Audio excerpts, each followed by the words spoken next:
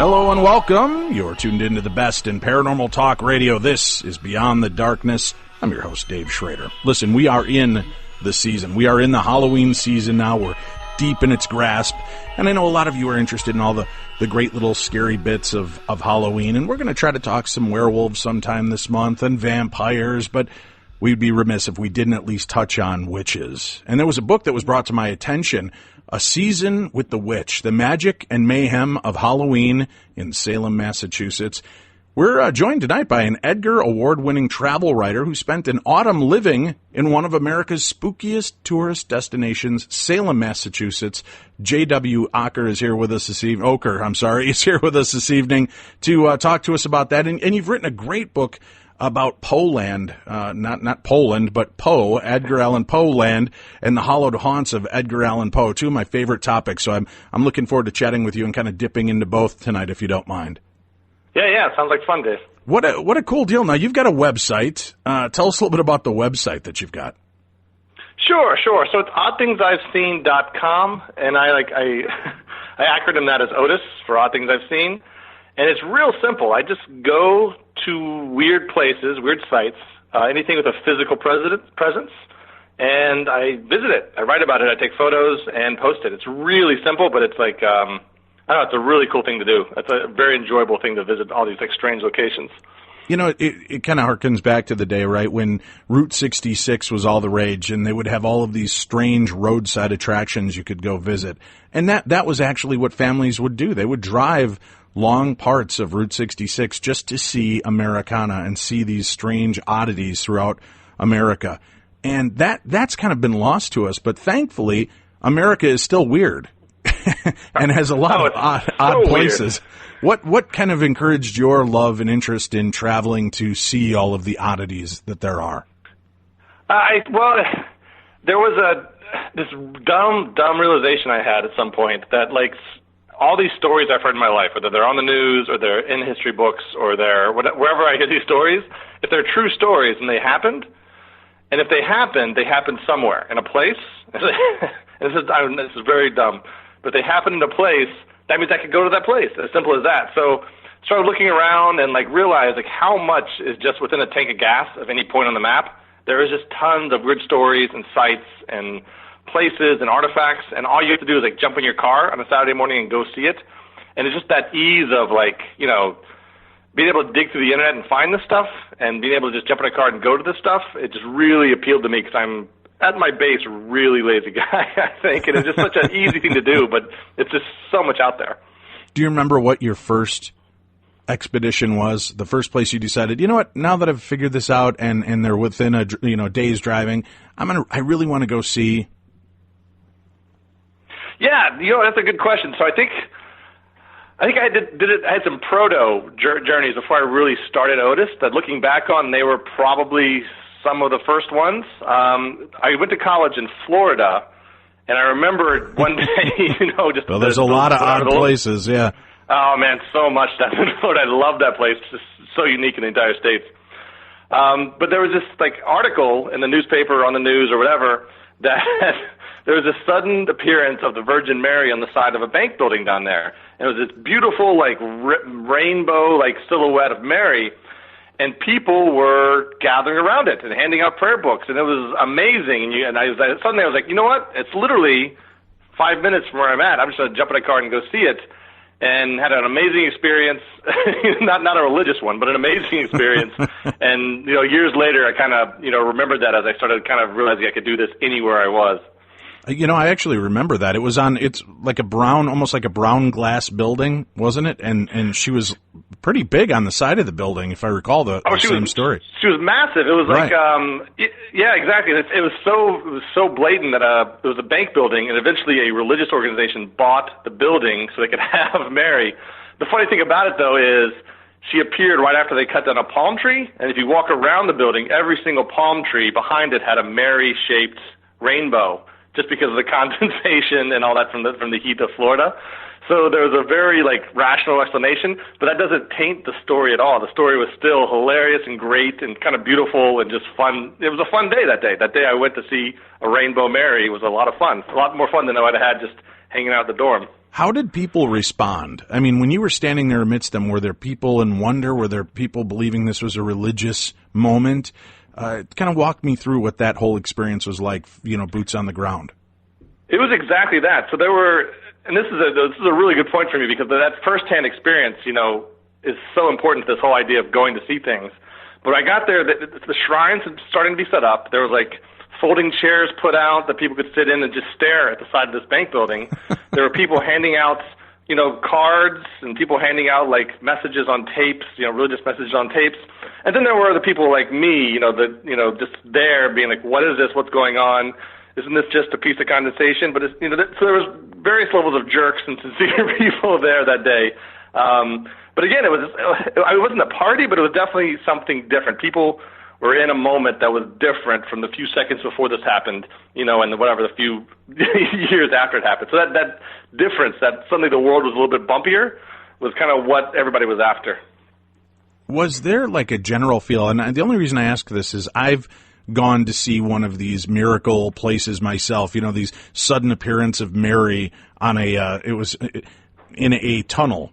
And it was, drive-through tunnel here in Minneapolis, and the water had leaked, and it created this very interesting portrait of the Virgin Mary. And I went there, and I'm not a Catholic. I'm not overly religious. I have a religious background and faith, but I wasn't overly religious, and I just was more interested to look and see, why do people want to jump to the conclusion that it's this holy relic, that out of all of the world, the Virgin Mary was going to, graffiti herself on the inside of a tunnel in Minneapolis? But I'll tell you what, for not being very religious, it was a very powerful moment because of the awe and wonder of the people that were standing there. And there were people from every faith, every race and color and creed. And they just stood there, and it was this kind of, like you said, it was almost kind of beautiful in the sense that there was just peace, that people were there for one reason, to see something unique and see something different. And that was almost like a religious experience for me. I mean, it was cool to see that and just kind of absorb the atmosphere. No, I think you nailed it, man. I think you really nailed it. So, like, what happens is there's the story of the oddity itself that, in that case, water dripped through a tunnel and formed an image that people could interpret as Mary. That's kind of weird. But the reaction of the people to it is always the real story. They do, and that's the weirdness. That's what kind of carries things forward to a whole nother level, is how people kind of react to it. Sometimes events happens in history that's kind of weird, but then people go and build a monument to it, or they go, and some pass that story down for 100 years, and that's really the real story. It's never ever like the thing by itself. Usually, that thing is usually less interesting the more you think about it, but it's how people react to it and how it kind of changes them, or how it kind of changes their perspective or worldview, that is the real story. I think you nailed that like right on. Now, I'm curious though, is it was just an oddity to you, and you didn't feel that there was anything miraculous so much about it. About the actual event wasn't miraculous. It was the miraculous nature, it sounds like, was more of the way that people responded to what they saw.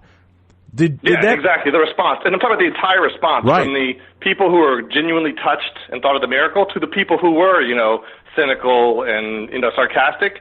All of those reactions, the fact that we were all standing there having those reactions was kind of the real deal about that. I was taken by the fact of how many people had to touch it.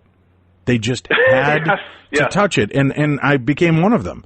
I was like, well, I'm not going to, I'm like Elvis. I'm going to hedge my bets.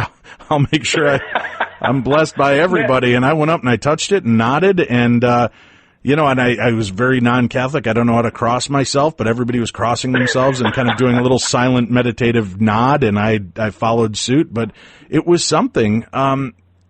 Did that leave kind of an indelible impression on you, in many ways, or was it just the kind of kickstart to this odd journey you decided to take in your life? At the time, it didn't do anything for me. I wouldn't start Otis for another probably 7 years after that. It was only in looking back. I actually wrote an article, I think maybe 8 years after that, about the experience. Looking back, I was like, oh my gosh, what I'm now doing, what's now really driving me, was that back then. So at the time, it was just a lark. It was just like a different Saturday morning. It wasn't until much later that I kind of hooked on to all the whys and kind of what this could do for me and how many other kinds of things like this, but totally unlike this, are out there to go find. So it was definitely, like I say, a proto-Otis journey. What were some of your follow-ups? Okay, what were some of your follow-up journeys then? Where did you decide? I mean, how do you... Man, that's a tough nut to crack. How do you beat the Virgin Mary's appearance on a building? It's pretty tough to find something as interesting. But that's the thing. It's really hard to compare oddities. They're so of their own. So I'll give you examples. So when I first started Otis, I launched with, I want to say, something like 5 or 6 articles all at once. One of them was I lived in Maryland at the time. These days I live in New England, but at the time when I started everything, I lived in Maryland and Virginia. So the stuff that I found, I went to Grover's Mill, New Jersey, which is the site that Orson Welles chose as the landing of the aliens in his 1931 broadcast of War of the Worlds. Right. He just randomly chose this tiny town in New Jersey, and today there's a monument to that whole thing with aliens on it, and Orson Welles is on it. There's a mural in town. There's the remains of a water tower that somebody shot at, thinking it was a Martian invader when they heard it on the radio. So there was that.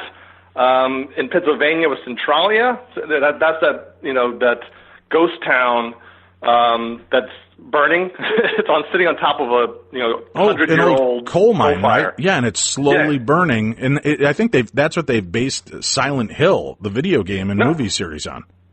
Exactly, and as weird and exotic as that is, you can just drive right to it. That's how accessible it is. So and then I found out just literally the town next to me was Burkittsville, Maryland. Home of the Blair Witch. Literally next to me, and one of the places I was living across my apartment was actually in the movie. So when I say within a tank of gas, I almost literally mean that, because there's just so many stories surrounding us that we can just kind of, just like you touching that Mary wall, physically partake of just by going to the site.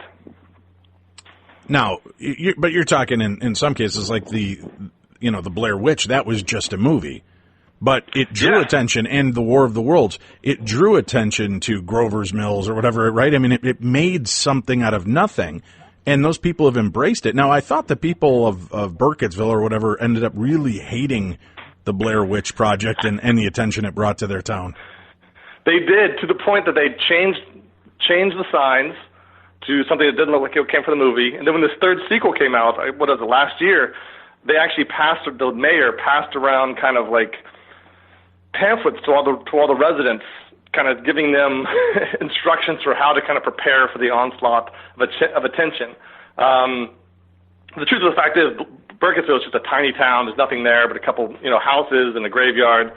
So there really wasn't a whole lot to protect, but again, it's that reaction. The fact that somebody set a movie in a town isn't that weird, but the second that people believe that there is a Blair Witch and that the people of Burkittsville have to react to that, suddenly we're on a new plane of oddity. It's just a great kind of layers and layers kind of story. Right. It's funny. I talking to friends of mine that just don't understand my fascination with the paranormal and the world of the odd.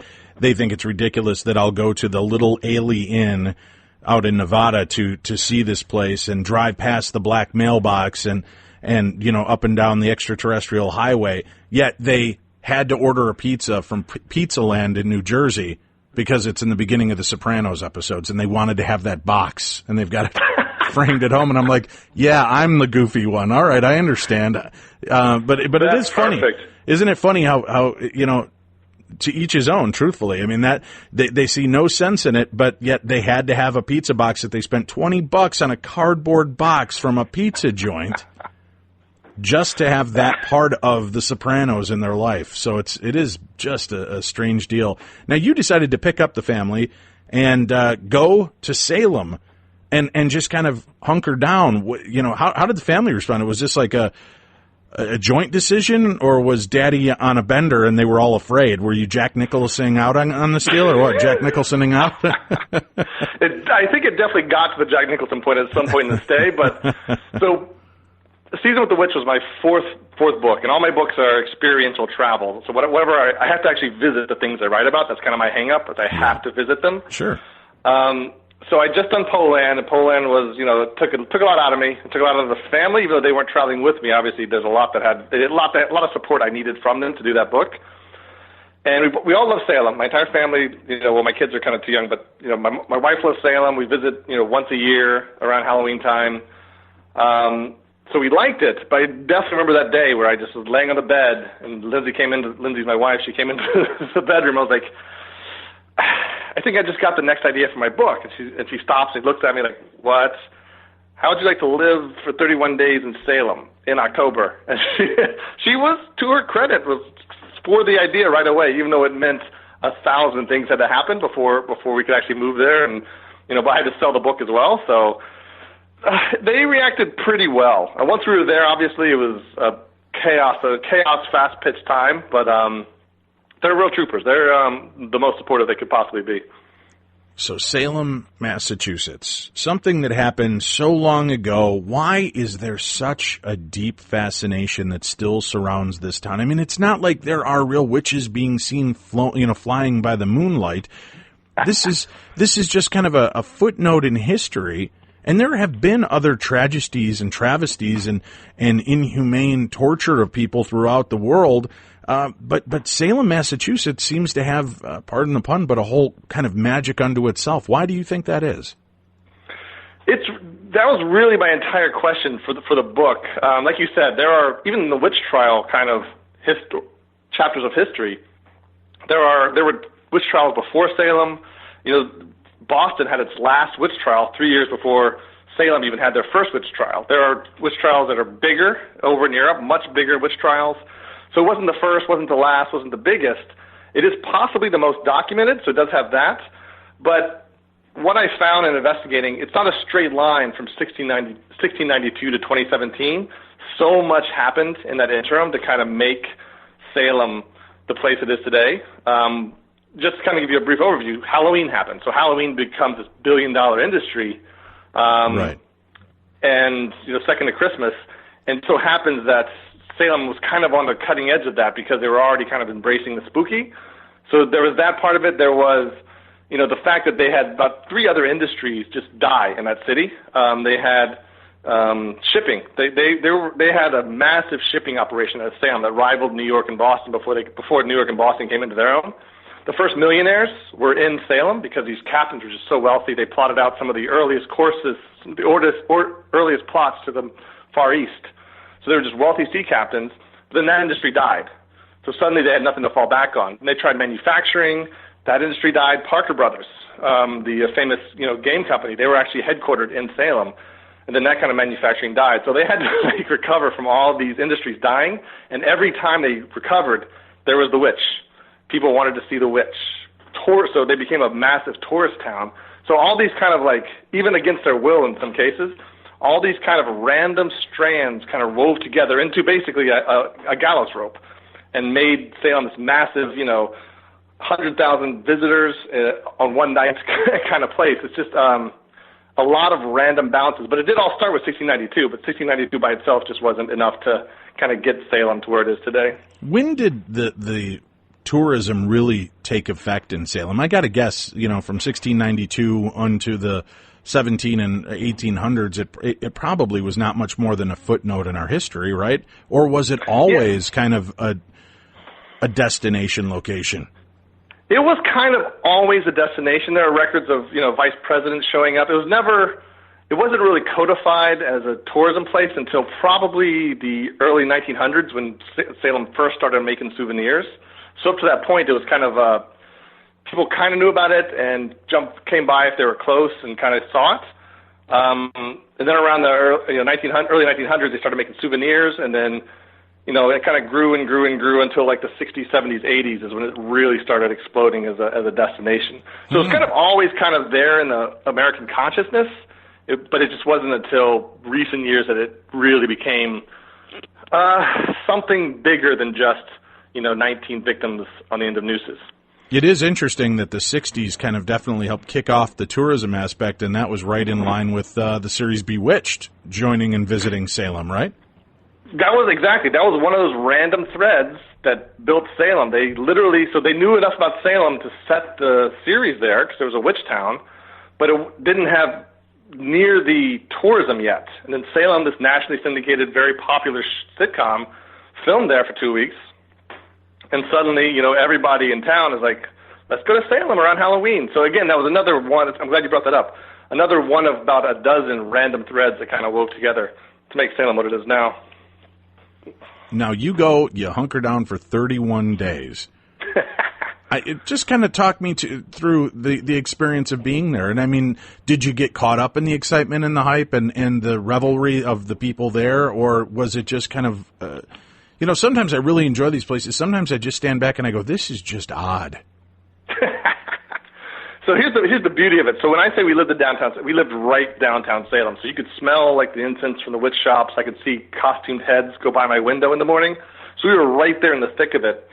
And what I discovered was, first of all, I'm very susceptible to like spooky stuff. I love spooky stuff. So I wasn't too much of an outsider being like, what is this spook? Why do people like spooky stuff? But living there, I had the opportunity to literally go out into that craziness, and it was crazy at times. It was an absolute fray. And then when I got tired of it, or when I got exhausted, or when I just had too much, just walk 2 blocks to the place I was renting and get in there and kind of hide from it. So I didn't have to deal with traffic. I didn't have to deal with not having any place to go. So I kind of had the best of both worlds living down there. And then when the tourism would ebb and flow, like during the weekdays or late at nights, it would become a ghost town. Even in October, there are times when Salem's a ghost town, and you could go anywhere to the restaurants and have a good time. And Salem's like a small town, really. Even though it's a city of 40,000 people. It has a small town vibe. You can walk everywhere. Everybody knows everybody. I met so many people just living there for 31 days. So I kind of had the best of both worlds by living there and by loving Halloween. Those two things together made Salem like the perfect place for me. Well, we know this, right? The scariest stories are often the true stories. And Amazon Prime exclusive knows that better than anybody. They've got the new series Lore, which is a very chilling 6-episode anthology series. And they've got one of the executive producers from The Walking Dead and an executive producer from The X-Files. Not a bad pedigree to start with. Add to that, based on the podcast phenomenon with over 70 million downloads, they've got Lore's creator and narrator Aaron Mahnke, and he explores the most terrifying tales throughout history. Each uniquely creepy episode will take a myth that's rooted in historical folklore, and then they twist it, exposing timeless terrors that will still haunt us today. Real life can scare you to death. Don't miss out on it. It's exclusively on Amazon Prime Video this October. It just began on Friday the 13th. You can watch it now exclusively on Amazon Prime Video. And kind of like what we're talking about, JW, is these historic lore, stories of folklore, reality, myth, and legend, all kind of bleeding together and creating a force, which is exactly what Salem is. Yeah, exactly. I mean, there's misconceptions about it. There's stuff people know that's very obscure stuff nobody knows. There's the stuff everybody knows about it, but it all works together to create this very, very unique town for some reason. Tell me about some of the different things that you took place, that took place in the town while you were there, that you incorporated yourself. And would you involve the family, or was this something that you wanted to just have complete focus on your experience in the situation? I wanted both. So Halloween Day itself is a good example of that. So Halloween Day, it's basically the entire last chapter, not kind of the epilogue. I chronicled the entire day of Halloween in Salem. It was a weekend day, I should say. So it actually broke records for attendance as far as Halloween goes.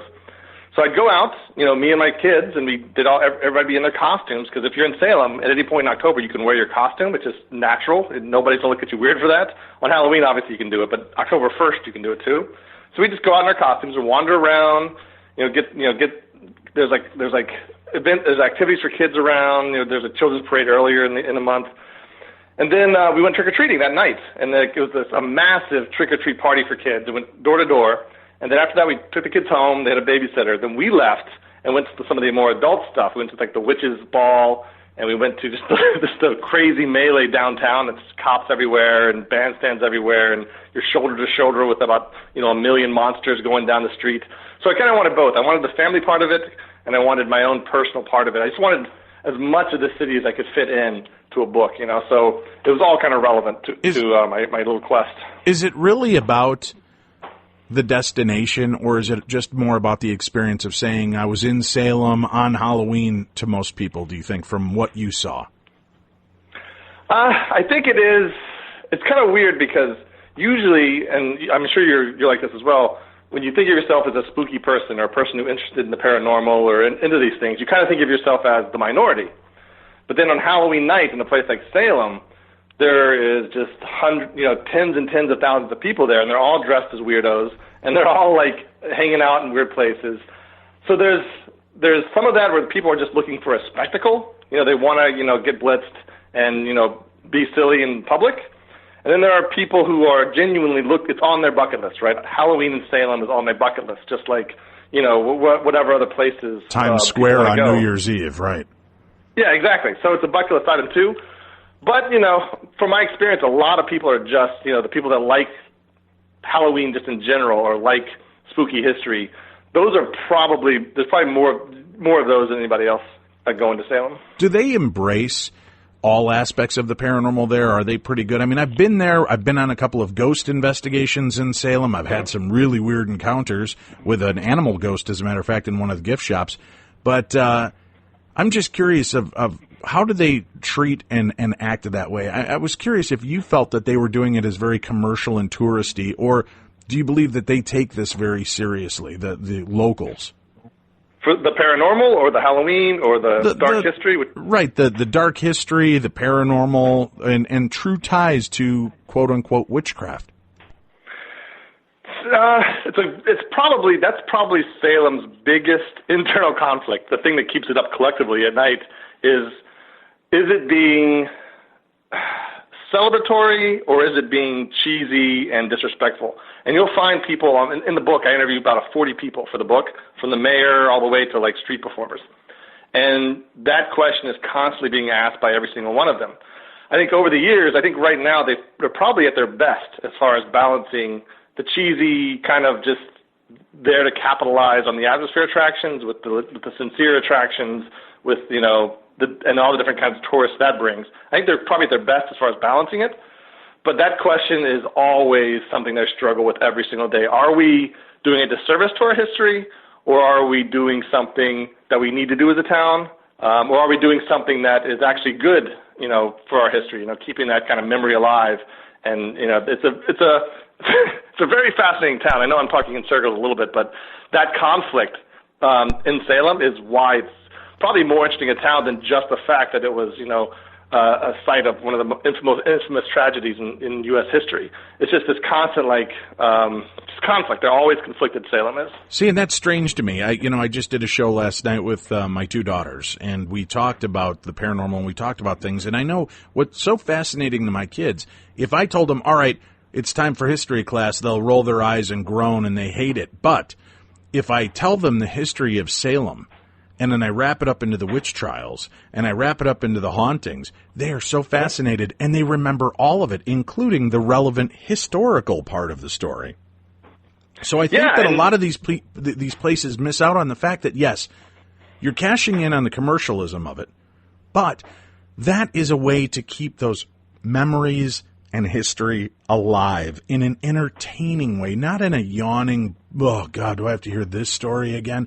Man, if I can tell the story of Gettysburg, and I can do it by talking about how reenactors see spirits on the field because there was so much carnage, so much blood, that these spirits still inhabit this ground. My kids are entranced by it. They're hypnotized by these stories. But if I just want to tell you about the Civil War and the battle and how many people died on the field, blah, blah, blah, but you hook it with a ghost or a witch or a Bigfoot or a vampire story, and suddenly there's this interest. And lore. The first episode, they kind of delve into the Mercy Brown vampire story. And, in Rhode Island. Right. And now all of a sudden, what is totally disinteresting to my kids about kind of the plague and how it was being handled and how people reacted to death during that time, they could care less. But then when you bring up vampires and why people believed there were vampires and how tuberculosis or the plague or different diseases would, interact with the body and create these panics. It's so fascinating because, again, it gives you a different hook and a perspective to teach And I think that's something that a lot of people take for granted nowadays. Yeah, and the Salem story particularly is good for that because it wasn't just a story of witches. Like, this is a real monster mash of a story. There were ghosts in the story of Salem. Ghosts appeared. There were demons. Well, do me a imps. favor. For listeners who maybe they've heard of Salem, they know about witches in Salem, but they're not sure of the whole story. Can you just kind of give us a nice little encapsulation of I know it's hard to say how do you encapsulate it, but give us a little bit of the lore of Salem and the ghost stories, the witches, the demons, the imps. Tell us a little bit about all of that. Sure. So basically what happened was a couple of girls at the preacher's house, actually, the pastor's daughter and his niece, they started freaking out one day. And why they freaked out, there's a couple of different explanations, but they basically started freaking out, claiming that they were bewitched. And this kind of transferred to other people who thought they were being bewitched, and then everybody started accusing people of doing the actual bewitching. They would accuse people of casting spells. They would accuse people of killing other people with spells, and then those people who were supposed to be killed by other spells would come back as ghosts and kind of torment people, or the witches would send out their spirits, and they would sit on the chests of victims at night and kind of taunt them. Or they would all get together, all these accused witches were supposed to have gotten together on a field that was led by, the devil himself, because they're very religious people. The devil himself, and kind of like have a satanic mass. So all this stuff was supposed to be happening around this small little village. And, the courts they were trying to figure out, who were the bad guys in this and how do we get rid of them. So it was the reasons why it happened were economic and social and a lot of different things that went into why this panic started. But at the end it was, when you hear about the classics, Salem witch hunt, this is a witch hunt, which we hear I think every other week in the news. They're referring to this. A lot of people panicking and accusing people of things that probably weren't true. And in this case, definitely weren't true because they were accusing people of very, very, paranormal things, and they were just, people, regular people. And what about the ghosts? I mean, how do ghosts tie into this? That was an aspect that I'm not even all that sure of with the witch trials. I knew of these girls making claims of being bewitched and pointing fingers at people they just didn't seem to like or were trying to get over on, which would then cause all kinds of idiocy. But what about the ghosts and the imps and the rest of it? So ghosts were some of the proof that these accusers would have, these mostly girls, they weren't all girls, but the accusers would have was they'd be visited by the ghosts of dead people. Well, I guess that's what ghosts are, well, classically anyway. They'd be visited by ghosts that would actually tell them who the witches were. So they were supposed to be past victims of the witches. For instance, if a widowed woman was being accused of being a witch, the ghost of her husband would come and tell these accusers and say, hey, my wife killed me. You guys just didn't know it yet because you didn't know she was a witch. So it actually had to be visited by spirits. And then the witches themselves, the accused witches themselves, were supposed to astrally project themselves and come to the bedrooms of accusers and just sit on their chests and torment them. The bodies would be someplace else, but their spirits would be on top of the victims. And this is how they knew who the witches were, because they were being taunted by them, because ghosts were telling them, and because they could feel the effect of spells. So that's how the ghosts fit in. The imps were supposed to be like familiars. They're always in league with the witches. The witches always had some kind of group of monsters around them. Right. So they could change shapes, some of the witches, into other animals. They'd have familiars that kind of serve them, and they'd have little creatures of the night, because there are actually a lot of monster legends for the Puritans. I mean, they're in a new land, surrounded by darkness, especially where the Salem witch trial started. It was actually a rural community outside of Salem, now these days called Danvers, but back then it was called Salem Village. So they were really isolated. So they had a lot of scary nights around the fire in this strange land in the dark. Yeah, it's such a fascinating tale. And again, like I said, I think because there's been tragedy in other places and massacres of Native Americans and people, sometimes they sweep that under the rug because of the embarrassment of it or the humiliation and shame of it. But when you incorporate something as impossible or improbable as witches and witchcraft. And then it's easy for us to sit back and laugh at just how silly. Well, if you throw them in the water, if they sink, then they're obviously, they're innocent, but if they float, they're witches, and then they're going to be put to death. And just not understanding or grasping science and how our bodies work and all these things. So we can sit back now and laugh, and I think that's part of the fascination of the weirdness of this, but yet there really is kind of a magical culture that now surrounds, and I know the witches and Wiccan atmosphere there, they're very serious. I mean, almost deadly serious about their work and their belief system. It's as much a religion to them as Christianity or Buddhism or Muslim. Nice tongue, Dave. But it's all of that, I think, is just as powerful, and that those people are kind of propagating the magic and the mystery and the history and keeping it going today. Did you have a chance to visit any of the haunted locations while you were there? I did. The interesting thing about Salem is I actually talked to a producer a couple months ago, actually, for a TV show who was trying to find haunted locations in Salem, and I told her whatever stories I know, but she was really getting a lot of pushback from the sites. They didn't want to be considered paranormal. So it was really hard. I mean, the place is so weird that paranormal sites don't really stand out. There's old houses, but there's a ton of old sea captain mansions just around town. There's actual witchcraft sites or Salem witch trial sites. There's not that many left that still stand, and the actual place where they were hanged is about a mile outside of town. So there's not actually a whole lot of real classic paranormal sites there. I mean, the graveyard in the middle, people use that a lot. It's in the middle of town. But a lot of the ghost tours I went on, they had to mix history and, other things in with their ghost stories. Because they're just really, it's almost like ghosts have a lot to compete with. Put it that way. Isn't it ghosts have funny? A lot to compete with in Salem. Right, and isn't it funny that in a town that embraces its witchy history, I mean, even the police have a witch on their patch and on their badge, right? Yeah. Riding in front of the moon. So you've got this, but then when it comes to the ghost aspect, they're very put off by it, which it just, to me, cracks me up, because it's really, that's where we're going to draw the dividing line? If it's bringing you people and it's bringing in tourism for you, why in God's green earth would you hesitate or fight that image? Yeah, so they would say, and I'm going to play the devil's advocate here, they would say, especially there's actually a big contingent of people in Salem who don't even like the witch tourism either. They don't like that as well. They would say that we have enough here with our classic American history, our art museum. It has the 9th largest art museum in the country in Salem. Our restaurant scene, a very active restaurant scene. We have enough stuff here to kind of pull people to our town. We don't need witches. We don't need ghosts. We don't need weird stuff. We don't need the T-shirt demographic. They would say all these things.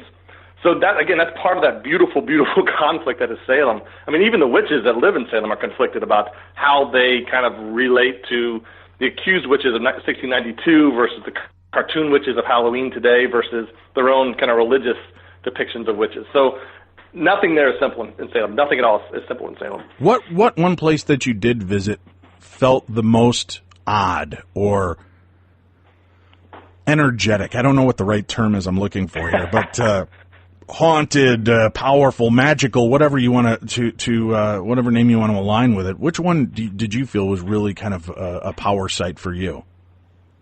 So that would definitely have to be the site where the execution actually happened. So that's, again, a little bit of a conflicted story. So traditionally, the site's been a park called Gallows Hill Park, which is a mile outside of town. The park itself has a ball field, some trails. A lot of the witches do rituals there. So it's kind of, generally known that that's the site. But in the past year, scholars have acknowledged it's actually not the site. It's actually a little bit outside of that park on this hump of rock that is behind a Walgreens. So, the most infamous site in American history is literally across 20 feet away from a pharmacy drive-through. And for decades, nobody really knew that. There's one or two scholars that were really pushing for that to be the site.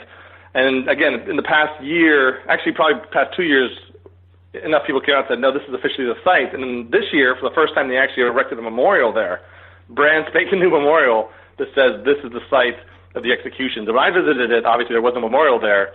It was just me and like a little bit of a forest, trying to hide from the people at Walgreens and the people that lived on the other side of the hump of rock. That was like the most, because it was supposed to be the most infamous site in American, one of the most infamous sites in American history, and it was in such a conventional place, that kind of friction made that place feel very, very weird. Like you were like the holder of, this secret that more people should know about. That's probably changed a little bit now because, again, the memorial's there. They've landscaped it a bit. It doesn't have that wildness it used to have. But that site's still got to be, like, the number one site in Salem as far as just weird. And, if there were any ghosts in Salem, they would be there, right, because that's where they were violently hanged.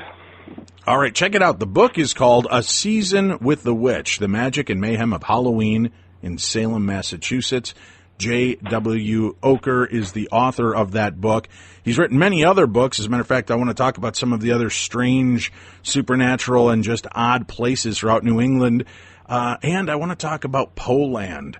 Not the country Poland. Poland, the hallowed haunts of Edgar Allan Poe. We'll do that. And please remember to check out all of our advertisers and sponsors on the show, because when you support the sponsors of this show, you help keep this show free to download and accessible.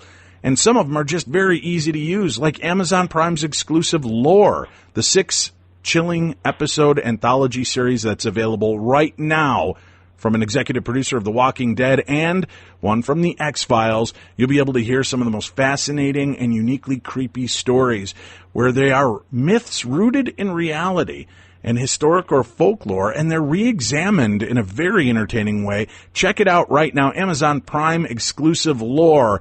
It's on. It began on Friday the 13th. You can see the first 6 episodes when you go check out that website. We'll be back. We've got more coming your way right here on the best in Paranormal Talk Radio. This is Beyond the Darkness.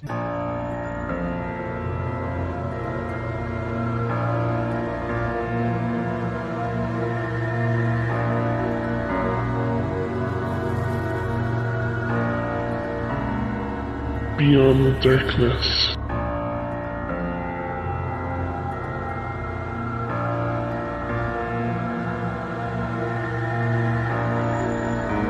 Welcome back to the best in Paranormal Talk Radio. This is Beyond the Darkness. I'm your host, Dave Schrader, and J.W. Ocker is our guest this evening. We just spoke about his book, A Season with the Witch. I want to delve a little bit into a few of his other tomes that he's put together.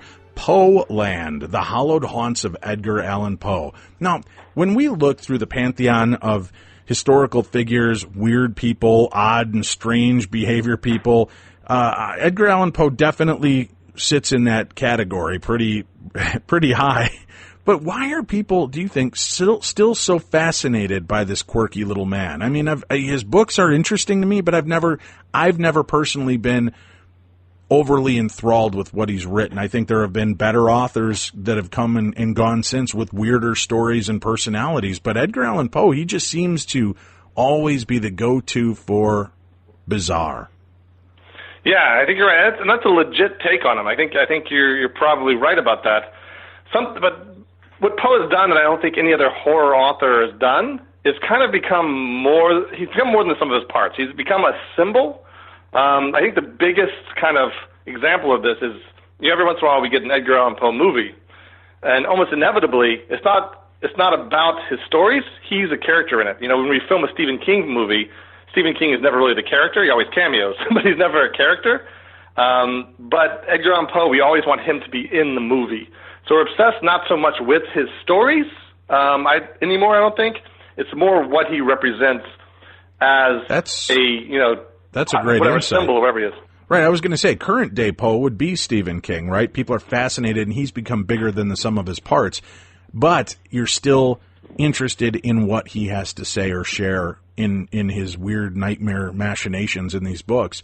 With Poe, you're right. It's more of finding out about the man. Why is this man so fascinating? Give us a little history on Poe. Sure. So Poe was, 19th century author. He was, his bullet list, right? He was orphaned very young, age of 2.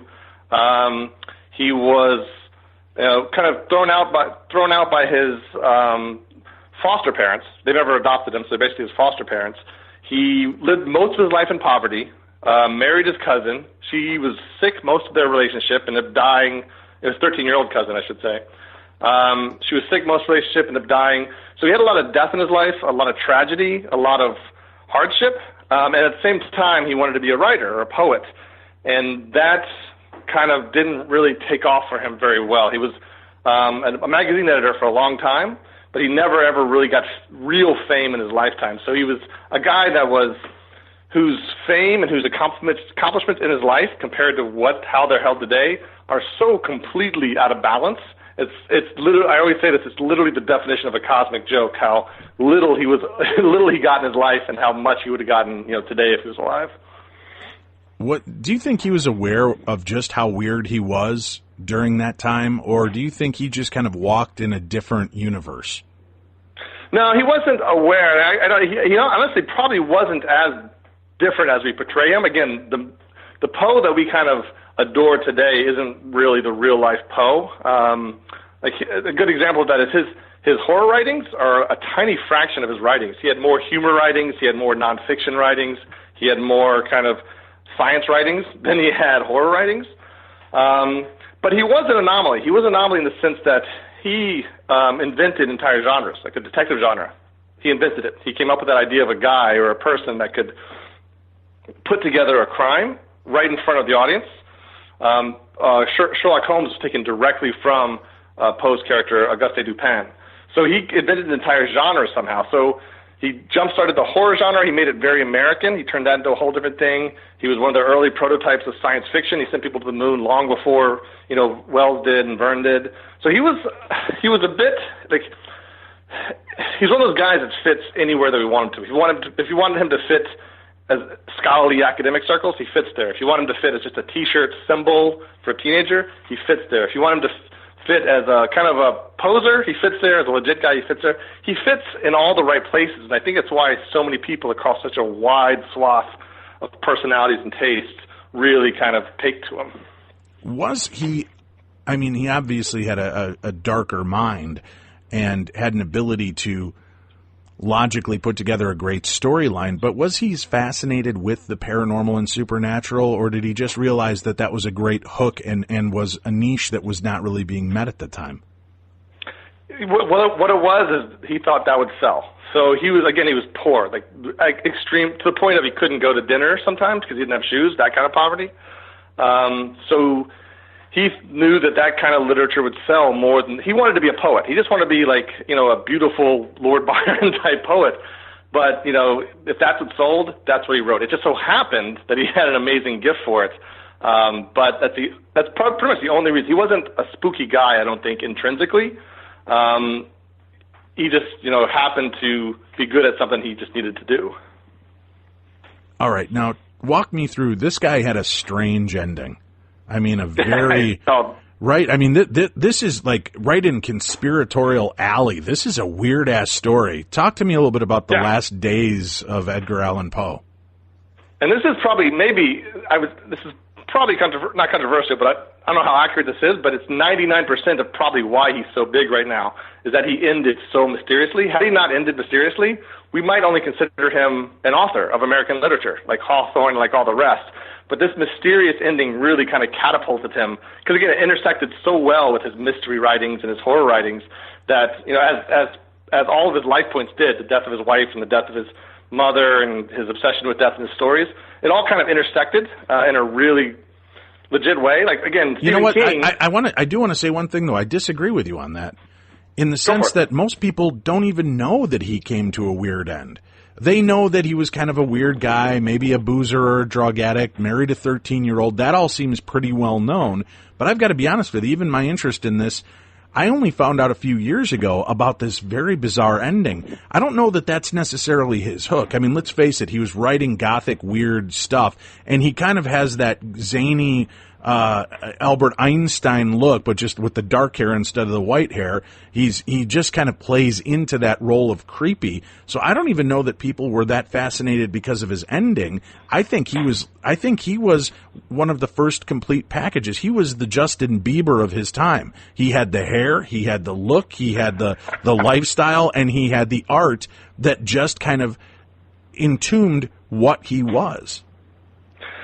Yeah, so that might be true on a broad scale, but what literally launched him? So, that sudden death at the age of 40 gave the opportunity for people to print. Like his literary executor was actually his worst enemy, and came out with an obituary that accused him of all kinds of just dark perversions, and that kind of helped him. Like it kind of upped his rep by being this weird kind of anti-guy. That death and weird ending and what happened after was the initial catalyst to launch him into the populace, and then it was just, as time has faded, his weird look and dark history of stories that's kind of perpetuated and kept it moving. You think that's probably that could be a fair assessment? Okay.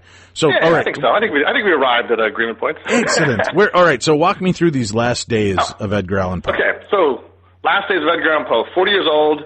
He's actually doing decently in his life for the first time. His wife's already dead. He's about to get engaged to somebody else.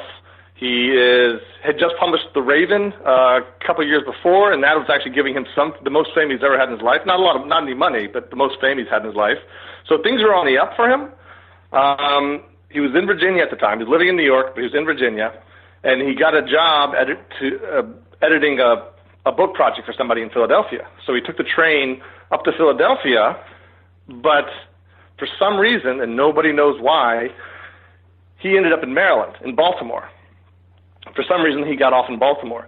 Now, Baltimore was the home of his father. So he lived in Baltimore for a few years. That's where he met his wife/cousin and his mother-in-law/aunt, who he lived with for most of his life. So he had a tie to it, but nobody knows why he went to Baltimore that night. And they found him just kind of insensate at a tavern/polling place. He couldn't really talk. Nobody knew what had happened to him for the past 2 days, why he was in that city. So they took him to the hospital, where he basically raved for 2 days, saying just things that didn't make sense and not really kind of going in and out in consciousness, and then died. So nobody knows why he was in the city. Nobody knows how he died. Nobody knows half the stuff he said while he was dying for those couple of days. So, and then he gets put in a small grave with no headstone, at the end of all that. So, and the weird part, if I remember correctly, unless I got this wrong or this is part of urban legend, wasn't he found wearing clothes that were not his? Exactly. I think it was like a straw hat and a light suit and a walking cane that was actually a doctor friend of his walking cane that he actually picked up. So yeah, he was not in the right clothes either. So that was a big part of the mystery as well. What a weird way to go. Now, is Poe known to haunt any of these locations that he was seen at and hung around so much? It's a good question. So I spent about a year or so kind of traveling to all these sites. I think the only Poe ghost story I came across was one in Charleston, South Carolina. He spent like a year on Fort Sumter on part of his military time. And there's a graveyard there in Charleston that it always claims to be the burial place of Annabelle Lee, this character who inspired the poem that we all kind of know. And they always say that a dark-haired gentleman shows up in this cemetery. But honestly, there weren't as many as you think. I mean, maybe I was just kind of blind to them as I was doing the book, but not as many as you think, Poe ghosts. All right. And why your interest in following that story? What about Poe was your, hook? So I liked Poe. He was always kind of a figure in my, whatever influences. Never was I making shrines to him. I mean, I love The Raven, but, I was never really making shrines to him. But I just kind of started looking around and realizing just how relevant to culture he was. That year, Kevin Bacon came out with that TV show about him. The Ravens, there's an NFL football team named after his poem. Nobody could get away with that. They had just won the Super Bowl. There were, he had a huge merchandise line. This guy is as relevant to popular culture as anybody else. Justin Bieber, you could say, anybody else in the culture somehow, even though he was just this poet guy that had a small body of work, 150 years ago. So just his, the fact that everybody knows his face, it just didn't fit. It didn't seem to make sense that this guy would be so around, at the time it was 2015 when I was doing the book. It didn't make any sense. And every Halloween, obviously, he's brought up as even more relevant. So he just didn't make sense to me. So there was that kind of like, why is Poe so relevant in 2015, 2016? There were like 3 different museum exhibits on him at the time that were wandering around. He just was like infusing the culture, and it just kind of boggled my mind. Like, if you're an English major, you come across them, but you shouldn't be coming across them at a hot topic in a mall and watching an NFL game. So that was kind of like just the weirdness that pulled me into it. All right, well, talk to me about the New England Grimpendium. Talk to me about now, you visited over 200 sites throughout New England. First of all, it's astounding to me that throughout New England there are 200 sites that have these kind of strange stories attached to them. Are there more, and you just pared it down to the top 200? Well, put it this way. When I started the New England Grimpendium, I'd only lived in New England for a year, so that was only a year of exploring. I have a map, a personal map of the entire country, but of New England, oddity, I have about 700 pens of just New England. Of the macabre, I would probably say half of those are macabre. So I have enough material for a second New England Grimpendium. It's just, there's so much. Because what I always say is the formula for getting to the macabre, for finding macabre sites, is age plus population. And of course, New England is the oldest area in the country as far as the U.S. is concerned, and it's a huge population center as well. So you add those up, 500 years of people, and that's 500 years of death. So 500 years of death gives you a lot of macabre to kind of search out. All right, well, let's start talking about some of the more macabre sites, some of the places that drew your attention and really intrigued you. But before we do that, I do have to make a quick mention about TrueCar.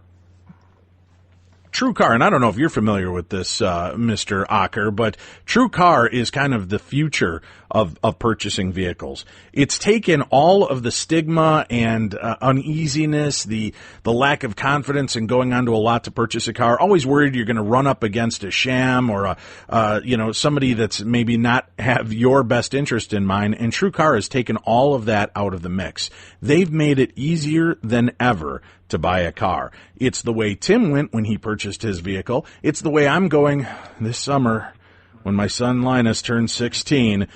And why do I trust TrueCar? Because, listen, they've already sold over 3 million cars, and they've got 13,000 certified TrueCar dealers throughout the United States, and over 700,000 pre-owned vehicles that are currently available. And if that wasn't enough to hook you, can you believe this? The average savings is around $3,000 off the manufacturer's suggested retail price. Listen, I'm a single dad on a single income trying to help my son purchase his first car. This is intimidating enough, but now that I know I've got TrueCar to help me, I can easily find the car that we're looking for. They're going to show us what people in our area are paying for the exact same car that we want, so we know that we're getting a fair price, and we're going to feel much more confident about the purchase. And once you register, you're going to see all the real pricing on actual inventory. It's competitive pricing offered to you only by TrueCar certified dealers for an actual vehicle that they have on their lot. It's pricing you'll see before going to a dealership, so you can feel confident when you show up. With TrueCar, you connect with the local certified dealer of your choosing, so you can feel even better about your choices, and you can enjoy a quick, easy buying experience. TrueCar customers are more likely to enjoy a faster buying process when they connect with TrueCar certified dealers, and TrueCar users save that average of $3,000 off the manufacturer's suggested retail price when you're ready to buy. Visit TrueCar, TrueCar.com. Check out TrueCar to enjoy a more confident car buying experience. Some features are not available in all states. All right, Mr. Ocker, I want to start getting into the weirdest of the weird. Hit me between the eyes with some of the most bizarre, strange, haunted, and just outright odd locations that you visited throughout New England. Sure. So let me spin my wheel of weird. One of my favorite things, one of the first things I did when I got to New England was to retrace the route for Betty and Barney Hill. Do you know that story? Oh, yeah. Fascinating. That's a great place to start. So for our listeners, no, this is not the neighbors of Fred and Wilma Flintstone. Tell them a little bit about Betty and Barney Hill. So Betty and Barney Hill were alien abductees, or claimed alien abductees, who really put alien abductees on the map. So all the tropes that we have around that, missing time and anal probes, that template was kind of made by the abduction of Betty and Barney Hill. They were the ones that really brought it into mainstream consciousness. You know, without them, we probably wouldn't have, you know, the X-Files and all the stuff that we have. But they, you know, this one couple kind of, in one night of their life, kind of had this experience that opened up a whole new genre of storytelling for us. All right, and now what happened to them? They were driving along in their automobile. Sorry, I'm going into a Chuck Berry song. They're driving along, and what happens to them? So they're coming back from a trip, vacation from Montreal to their home in Exeter, New Hampshire, and they're driving at night, and you know, suddenly they start seeing things, something in the sky, kind of chasing them. So they stop, they look at it, they panic. It looks like they're about to capture them, and then nothing. They end up home. They're fine. They're weird. They're tired. There's some weirdness about them. They don't feel right. But, you know, nothing really to talk about. So then they go and they start exploring that. They start having hypnotic regression therapy, which is, again, they kind of brought that into the culture as well, and started realizing that they had memories of being abducted, pulled onto alien ships, probed, explored, and then dropped off on the side of the road with their car to head on home to finish out their vacation. So it's your classic alien abduction story, the one we've seen a million times on TV and, you know, dramatized in movies. That's what happened in New Hampshire. And today you can drive that route today still. Most of it's still there. And there's actually a historical sign on that route from New Hampshire, an official historical sign that kind of, you know, denotes that place as the site. There's also the archives, Betty and Barney Hill archives, the drawings they made of the ship and of the creatures, the hypnotic regression tapes, her actual dress that she wore, Betty. They're all at the University of New Hampshire. They kind of archived them a few years ago, and they let me go through those archives and kind of flip through and listen to the tapes and see the drawings firsthand. So it's just a great bit of lore kind of, you know, right there in New Hampshire that anybody can go kind of drive through and see. And now you followed this pathway. Have there been any other strange sightings in that area again? Yeah, so nearby, the town of Exeter, I think I claim they're from there, but they're from the town over. But Exeter itself actually is famous for being the location of the incident at Exeter, which is another UFO sighting that was kind of notable because the police saw it. So somebody saw a light kind of shine up in a field. Today it's like a horse field. And they kind of went back, got the authorities. The authorities came with them and saw that same thing. So it became pretty notorious or pretty famous. And these days, the town of Exeter every year celebrates a UFO festival, all because of that one sighting. So New Hampshire has some weird kind of UFO spots. Oh, that's very cool. All right, so yeah, Betty and Barney Hill, certainly one of the most famous and most well-documented alien abduction stories. Did they ever get abducted again, or was it a one and done for them? It's hard to tell. I mean, so Barney didn't live very long. He lived a few years after that, but he died, you know, pretty young. Betty kind of made it her life's cause after a while. I don't think she ever claimed to be abducted again, but it seemed like it was a one-time thing for them. You know what's strange for people that want to poo-poo the story like that and just, you know, summarily dismiss it? You have to realize that at that time they were a mixed race couple. You have a black man and a white woman to try to draw attention to yourself for fame and fortune. That was no way, in any way, shape, or form, the desire, I don't believe, of Betty and Barney Hill. And I don't think those two would have tried to draw that kind of attention to themselves if they would have known better.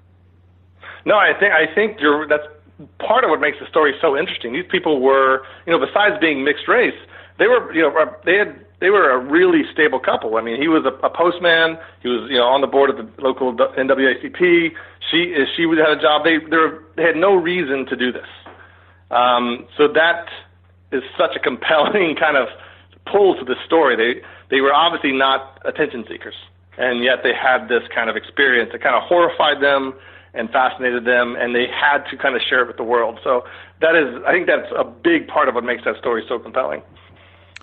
All right. What's one of the freakiest places that you cover in the book? I mean, that you feel is just straight out creepy.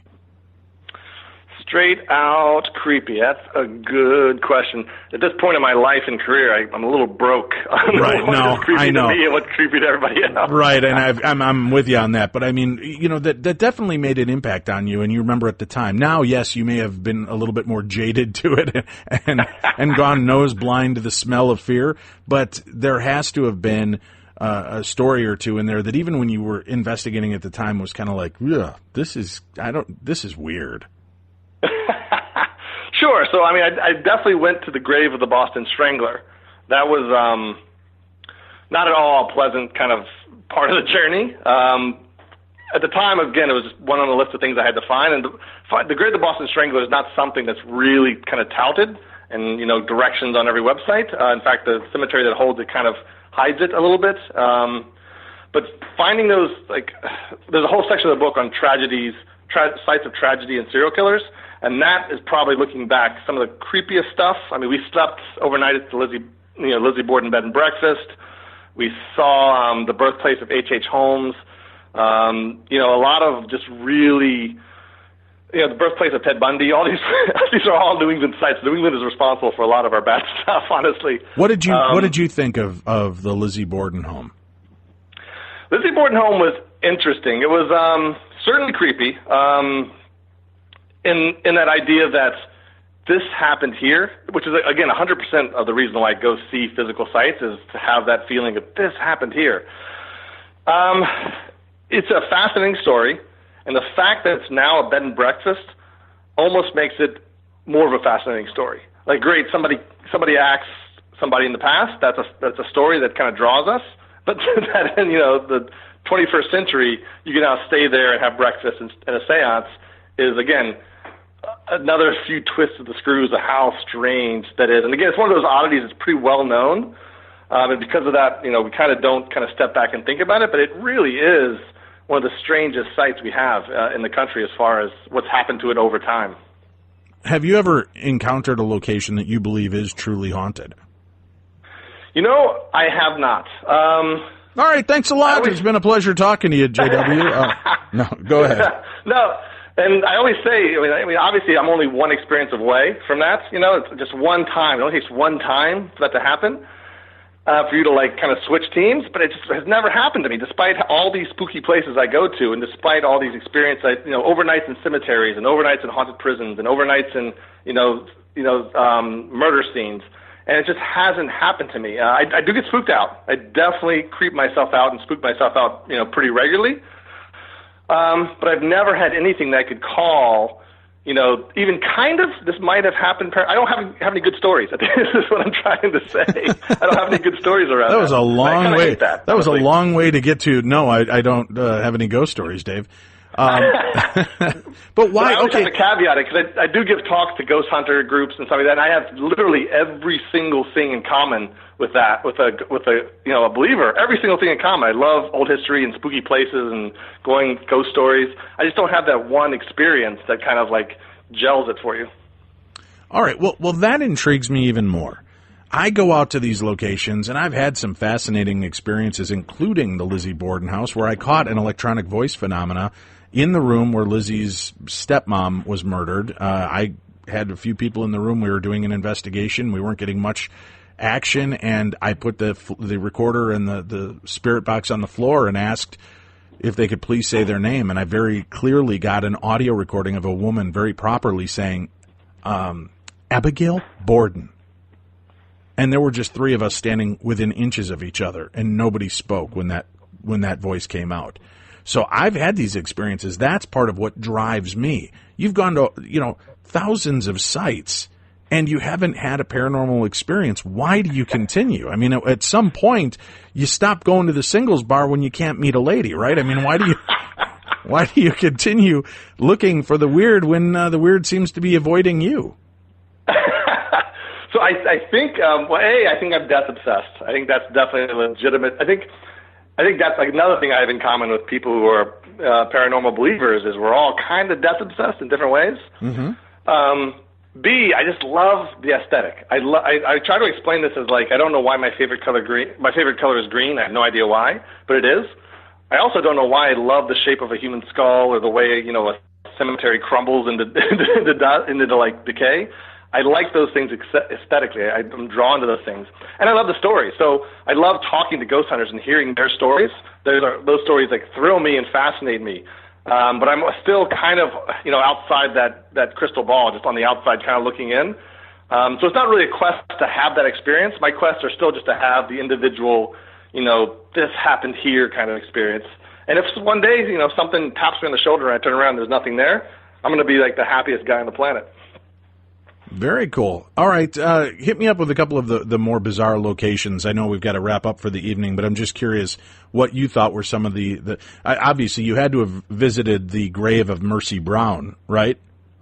Yes. What's funny about the grave of Mercy Brown is that's a whole subgenre of oddity up here in New England. There are vampire graves. I probably have visited close to a dozen vampire graves in New England. Now explain for listeners that don't know what a vampire grave is. Okay, so a vampire grave is a site where in the past, in the colonial past, people went and dug up a body because they thought it was a vampire.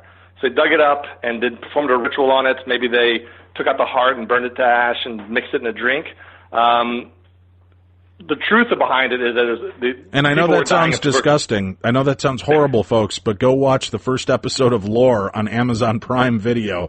They cover the story pretty in depth, and yes, that is in fact something that they did to try to cure this bleeding virus, this tuberculosis that they just couldn't understand. I'm sorry, Go ahead though. That's fascinating. No, I actually bring up Lore. So Minky, the guy that started Lore, he's actually from Danvers, or at least lives there, and Danvers is where the Salem witch trial started. So he's steeped in that kind of stuff here in New England. But so people were dying of tuberculosis, which is basically a wasting away disease. You lost energy, you got skinnier, your eyes got sunken in, and people not knowing what that was thought it might be vampirism, somebody preying on the life force of a human being. And usually they thought it was a relative, a family member doing it. So they'd go out to the graveyard, dig up that family member, and incapacitate that corpse somehow so that it wouldn't rise from the grave, or physically or spiritually, and attack the other family members.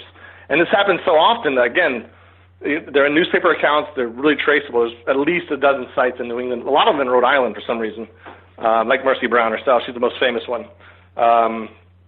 around where that kind of happened. All right. And again, tell me one of the places maybe that you thought was going to be really freaky and you were totally let down by it when you got there. So that's every ghost town in Massachusetts, or in New England, I should say. Ghost towns in New England, you have these great stories because they go back to colonial times, and then you go see them, and they're just a bunch of cellar holes in the ground, in the forest. Like, literally, that's all that's left of these ghost towns are just cellar holes. So it's kind of a letdown. There's no, the West has some great ghost towns, just some perfect, buildings stuck in time ghost towns. Whereas up here, it's just a hole with some rocks in it, and, one time somebody lived there. So that's usually the biggest letdown for me are the ghost towns up here. Well, I really have enjoyed spending time with you tonight, JW. Thank you so much, and we're going to put up links to your books, to your website as well. And if people want to reach out to you, if they've got maybe a hidden gem you don't know about yet, how can they contact you? Oh, every way. So my email is Ocker, OCKERJW @gmail. I'm on Twitter at OckerJW. There's a Otis Facebook page. All the ways that people are contacting people today, they can get to me that way. All right. Well, thank you very much. It's been a pleasure. We'll be back again tomorrow with another brand new edition of the best in paranormal talk radio, plus a brand new theater of the mind. So check it out right here on Beyond the Darkness.